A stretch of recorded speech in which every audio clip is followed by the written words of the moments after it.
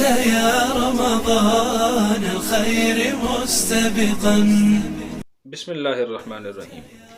آج کی رات 15 شعبان کی رات ہے، جس کو ہمارے ہاں شب براءت کہا جاتا ہے۔ اس رات کی احادیث میں فضیلت کیا ہے، حضور اقدس صلی اللہ علیہ وسلم نے کن عبادات کو بیان کیا ہے، ہمیں کون سی عبادات کرنی چاہیے اور کن بدعات سے ہمیں بچنا چاہیے، مختصراً ان باتوں کو سمجھنے کی کوشش کرتے ہیں۔ سب سے پہلی بات یہ کہ جتنی بھی احادیث ہیں ہم ان پر نظر ڈالتے ہیں، اتنی بات تو ثابت ہے کہ آج کی رات یہ ایک فضیلت کی رات ہے اور مغفرت کی رات ہے۔ ایک طویل روایت ہے جس کا خلاصہ یہ ہے کہ حضور اقدس صلی اللہ علیہ وسلم نے بقیع کے قبرستان میں کھڑے ہو کر حضرت عائشہ صدیقہ رضی اللہ تعالیٰ عنہ سے یہ فرمایا تھا کہ عائشہ، آج کی رات یہ نصف یعنی کہ 15 شعبان کی رات ہے، اور اس رات میں اللہ رب العزت آسمان دنیا پر نزول فرماتے ہیں اور قبیلہ بنو کلب کی بکریوں کے بالوں کی تعداد سے بھی زیادہ اپنے بندوں کی بخشش فرماتے ہیں۔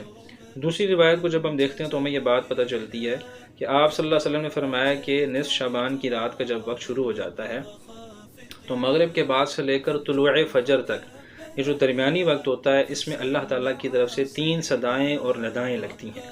پہلی صدا میں اللہ کی طرف سے یہ اعلان ہوتا ہے کوئی مجھ سے گناہوں کی بخشش مانگنے والا کہ میں اسے بخشش عطا کروں۔ دوسری صدا میں یہ اعلان ہوتا ہے کہ ہے کوئی مجھ سے رزق مانگنے والا کہ میں اسے رزق عطا کروں۔ تیسری صدا میں اللہ یہ فرماتے ہیں، اعلان ہوتا ہے کہ ہے کوئی ایسا شخص جو مصیبت میں پریشانی میں مبتلا ہو کہ میں اسے مصیبت اور پریشانی سے نجات عطا کروں۔ یہ سلسلہ اللہ تعالیٰ کی طرف سے جاری و ساری رہتا ہے یہاں تک کہ طلوع فجر کا وقت شروع ہو جاتا ہے۔ اسی طریقے سے تیسری روایت میں یہ آتا ہے کہ آپ صلی اللہ علیہ وسلم نے فرمایا کہ اس رات میں اللہ تعالیٰ اپنے تمام بندوں کی مغفرت فرما دیتے ہیں، لیکن کچھ گناہ گار ایسے ہوتے ہیں جن کی اس رات میں بخشش نہیں ہوتی۔ ان گناہ گاروں کی فہرست طویل ہے، لیکن اس میں سے ایک شخص ہے جو کہ مشرک شرک پرستی میں مبتلا ہو، ایک وہ شخص جو کہ ماں باپ کا نافرمان ہو، اسی طریقے سے ایک وہ شخص ہے جو کہ شلوار ٹخنوں سے نیچے رکھنے والا ہو، اسی طریقے سے وہ شخص جو کہ قطع تعلقی کرنے والا ہے۔ تو یہ چند افراد ہیں جو ہمارے معاشرے کے اندر چیدہ ہیں، جن کو ہم سمجھ سکتے ہیں۔ اب عبادات کیسے کرنی ہے، پورا جو ہمیں مزاج سمجھ میں آتا ہے احادیث کو مد نظر رکھتے ہوئے۔ حضور اقدس صلی اللہ علیہ وسلم بقیع کے قبرستان میں اکیلے گئے تھے، اور اس طریقے سے گئے تھے کہ آپ نے حضرت عائشہ صدیقہ رضی اللہ تعالیٰ عنہ سے یہ جاننے کا جو معاملہ تھا بالکل مخفی اور پوشیدہ رکھا تھا۔ معلوم یہ ہو رہا ہے کہ ہمیں بھی اپنی عبادات کا طریقہ آج کی رات میں خلوت نشینی میں، تنہائی میں، یکسوئی کے ساتھ بالکل ایسے طریقے سے کرنا ہوگا کہ کوئی دوسرا تیسرا بندہ ہمارے ارد گرد موجود نہ ہو۔ عموماً ہم لوگ مساجد کی طرف جاتے ہیں، اگر گھر کے اندر کوئی موجود ایسا کمرہ نہ ہو جہاں پر یکسوئی پیدا نہ ہو سکتی ہو تو پھر بھلے آپ مسجد چلے جائیں اور مسجد میں اپنی عبادات کر کے فوراً سے واپس آ جائیں۔ عبادات میں کرنا کیا ہے؟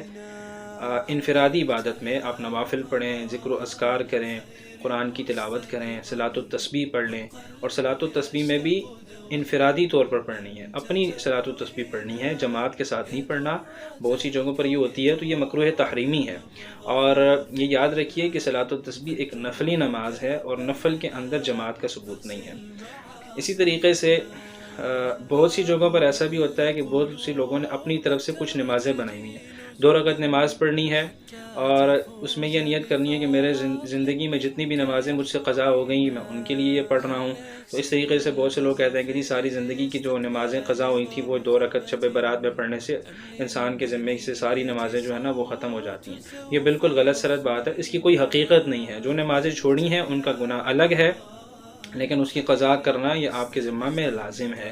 اسی طریقے سے اگلے دن کا جو روزہ ہے یعنی کل کا جو روزہ ہے یہ رکھنا چاہیے یا نہیں رکھنا چاہیے، تو یہ کوئی نہ فرض ہے نہ اسی طریقے سے سنت ہے، زیادہ سے زیادہ آپ اس کو مستحب کہہ سکتے ہیں، کیونکہ آپ صلی اللہ علیہ وسلم سے اس حوالے سے کوئی چیز منقول نہیں ہے، کوئی ثابت نہیں ہے۔ البتہ یہ ضرور ہے کہ آپ صلی اللہ علیہ وسلم شعبان کے روزے کثرت کے ساتھ رکھا کرتے تھے، تو اگر کوئی کل کا روزہ شعبان کے روزے کی نیت سے رکھنا چاہتا ہے تو وہ ضرور رکھ سکتا ہے۔ تو ان عبادات کا اہتمام کرنا ہے اور مغفرت اللہ تعالیٰ سے مانگنی ہے، کیونکہ اللہ تعالیٰ آج ضرور بے ضرور اپنے بندوں کو بخششیں عطا فرمائیں گے، اور بدعات سے بچنا ہے، کھانے پکانا، حلوے بنانا اور اپنی خواتین کو ان کاموں میں لگا دینا، اس سے بھی بچنا چاہیے، اور اپنی مستورات کو آج کی رات میں فارغ کر کے عبادات کے لیے ان کو بھی یکسو کرنا چاہیے۔ اللہ تعالیٰ کی ذات ہمیں آج کی رات میں اپنے رب سے مانگنے کی توفیق عطا فرمائے۔ عبادات کو وہی طریقہ اپنانے کی توفیق عطا فرمائے جو حضور اقدس صلی اللہ علیہ وسلم نے بیان فرمایا۔ ہر قسم کی بدعت سے ہم سب کو حتی الامکان بچنے کی توفیق عطا فرمائے۔